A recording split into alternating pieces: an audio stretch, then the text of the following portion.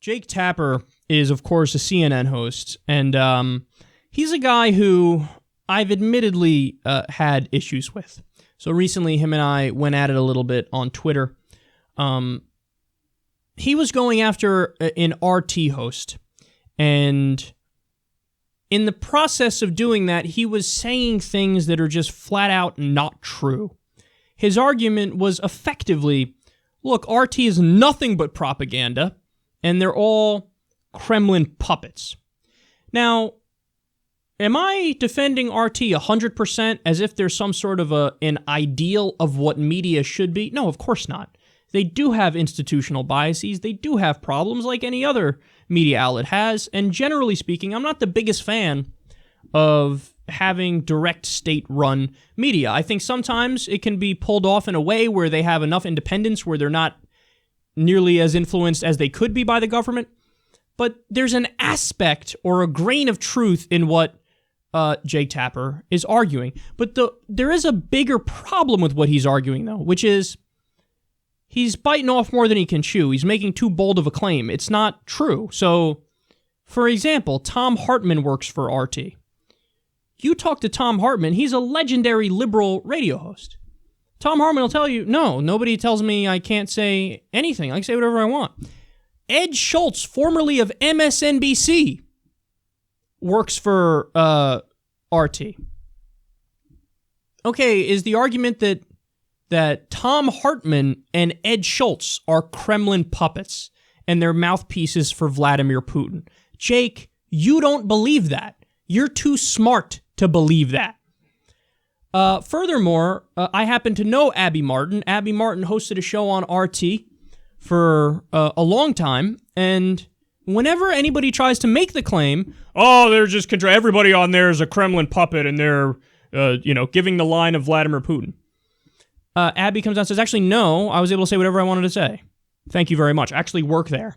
So, that's not to say that there aren't some hosts there who may indeed share almost an exact worldview of Vladimir Putin, and they were hired because they share that worldview of Vladimir Putin.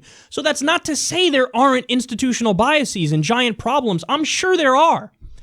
But to make the claim that you out of hand dismiss everything on that network is just as ridiculous as saying, you know what, dismiss everything on the BBC because the British government supported the Iraq War and the Iraq War was illegal.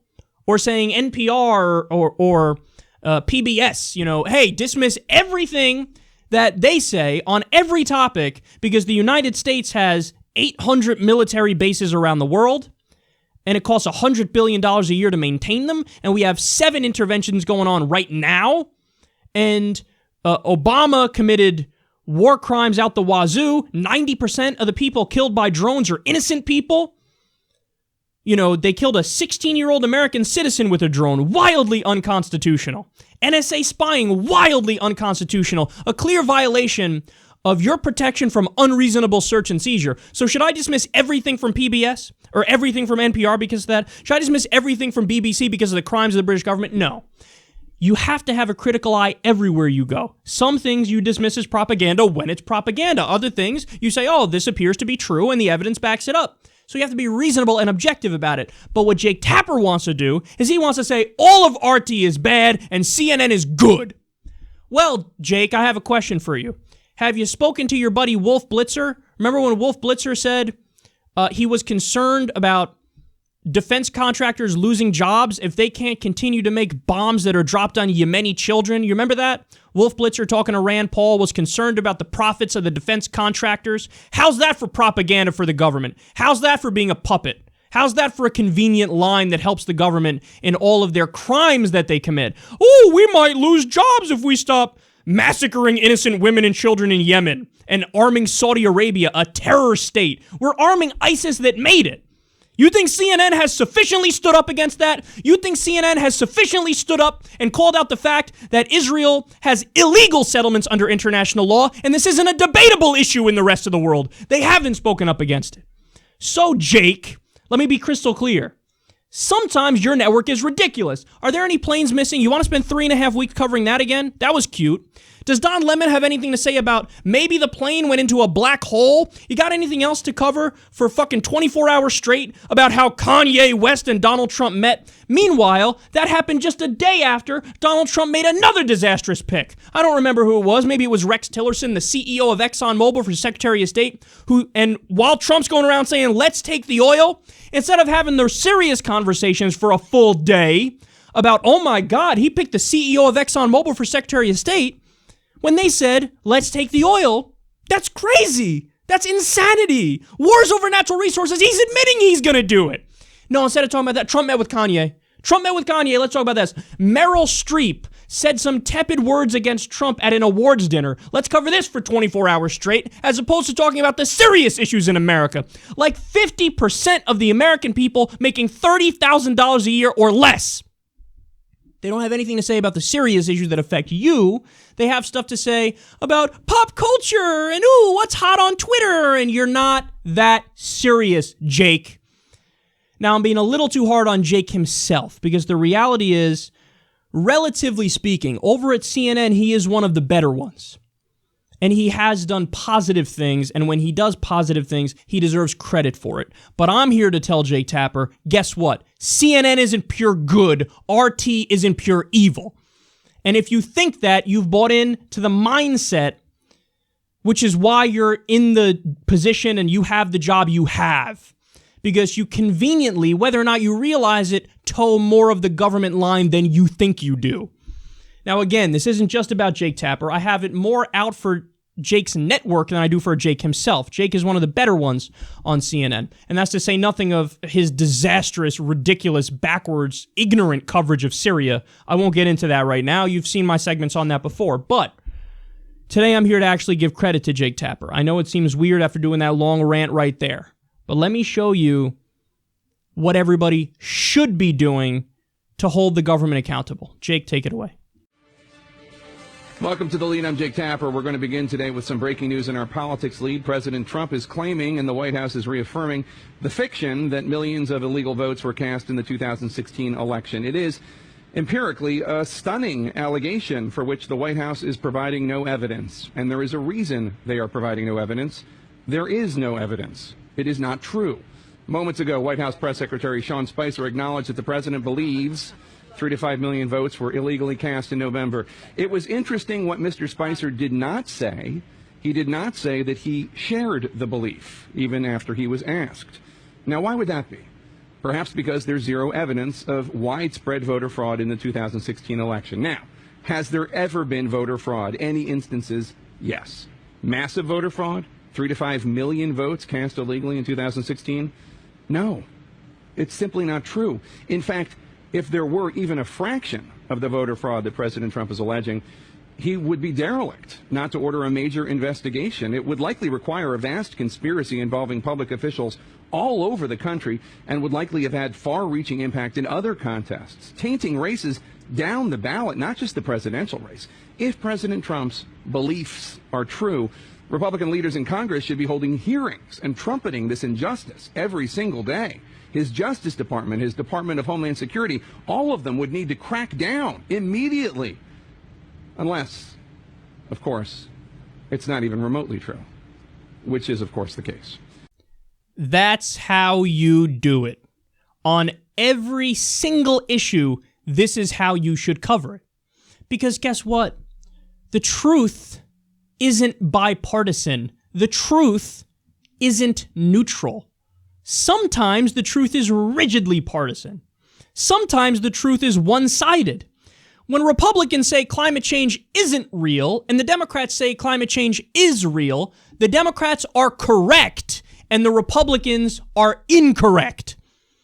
So now, Jake, what's going to happen is people on the right are going to go crazy. Their hair's going to catch fire. They're going to tweet at you for a week and a half straight, and they're going to scream that you're biased. They're going to scream that you hate Trump.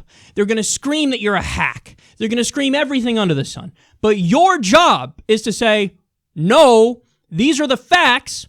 I don't care if you like them or not. I'm here to tell you the truth. And don't let it affect you on air. So the next time Trump does some bullshit, you come out there, you do the same thing, and you're still going to get the Twitter hate. But you go out there and you keep doing the same thing because this is what your job really is. and understand the reason why I get so frustrated with CNN, the reason why I get so frustrated with the mainstream media is that they don't do this on every issue. And neither do you, Jake, neither do you.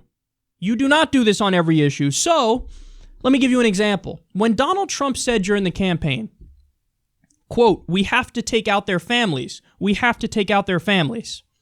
Talking about not just, hey, let's kill ISIS. Let's kill the family members. That was your time and your turn and the media's time in the U.S. to actually run with breaking news banners. Breaking news, Trump calls for terrorism. I needed you to talk about that for a week and a half straight. I needed you to say, that's it. This isn't debatable. This isn't up in the air. This isn't a question. This guy is eliminated from the presidential race. He just said he wants the United States of America to openly be a terrorist nation. He wants to kill civilians on purpose. That is what Al-Qaeda does. That is what ISIS does. That is the definition of terrorism. Violence against civilians for a political or religious ends. That's exactly what that is. So it is the definition of terrorism. If you're being objective and if you're telling the truth, you say Donald Trump is in favor of terrorism. You think Donald Trump would have won this race if you had wall-to-wall coverage on every network saying he's a terrorist. He's a terrorist. He's for terrorism. He's for terrorism. No, because you let that scandal slip because what the media did, especially CNN, they were a particularly bad offender.